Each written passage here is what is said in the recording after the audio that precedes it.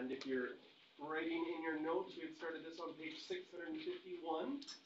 These are the pi over 12 questions, where you can find an exact value if you add or subtract one of your pi plates that you already know. And so here, pi over 3 is the same as 4 pi over 12, pi over 4 is 3 pi over 12, and pi over 6, 2 pi over 12. So anytime you can add or subtract them, you can get values from your pi plate because we have our new big formulas with alpha plus beta. So if I want to find sine of 75 degrees, I go to my pi plate and say, I know 45 degrees, I know 30 degrees, I can add them together, and then the 45 degrees becomes my alpha, the 30 degrees becomes my beta.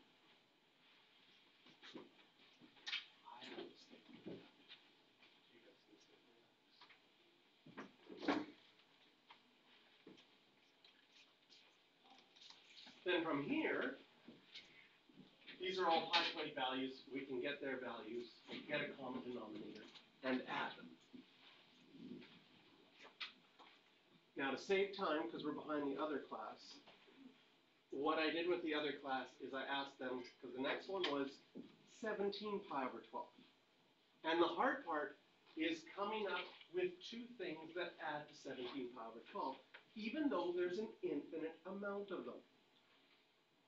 There's a ton of right answers, but finding the ones that work is a little bit tricky. So what we did in the other class is we found 6 of them, and we noticed a pattern that no matter which ones you find, and this is true for any pi over 12 family, they will always include a pi over 4 family member.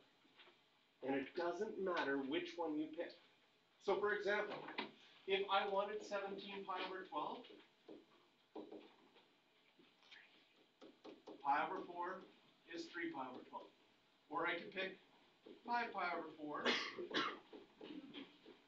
15 pi over 12. Any pi over 4 you could start with. If you started with this one, can you see that you would have to add 14 to get to 17? And then it would reduce to pi over 4 plus 7 pi over 6.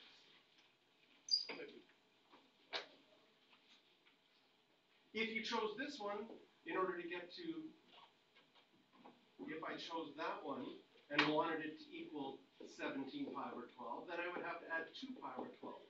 And it would reduce to 5 pi over 4 plus pi over 6. Again, on your pi plate. So if you choose any pi over 4 family, and it doesn't matter which one, you could even decide to start with 101 pi over 4. Not recommended, but you could. And then you would have 303 pi over 12 and have to say, oh, I'm going to have to subtract a lot to get to 17 pi over 12. But when you reduce it, you will always get 2 things on your pi plate. Starting with a pi over 3 or a pi over 6 family doesn't guarantee that. So if I start with any of them, I happen to use the 21 pi over 12, then I'd have to subtract 4 pi over 12. It doesn't matter which one you choose, you will always get the same answer. So this puts me in an alpha minus beta formula, and then I reduce them. And after that, it's just a matter of plugging things into your formula to figure out the values.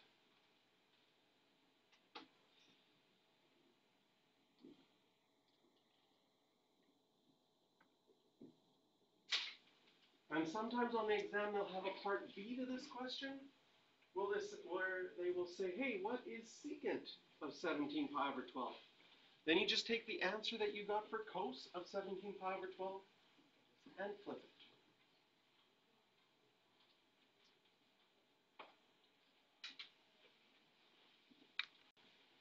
So if you do this without the 4, could you figure out cos of 11 pi over 12?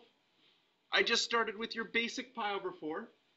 And if I start with pi over 4, it's pretty obvious that I'd have to add 8 pi over 12 to make 11. When I reduce those, they're both on my pi plate. And then this is my alpha, this is my beta. The cos formula is cos, cos minus sine, sine.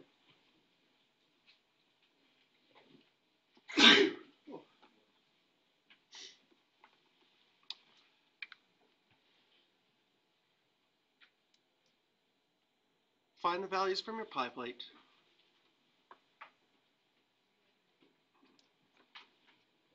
And evaluate. Then, if that is cos of 11 pi over 12, if you multiplied it by 4, does it make sense that that 4 would disappear? And you would just get the negative root 2 minus the root 6.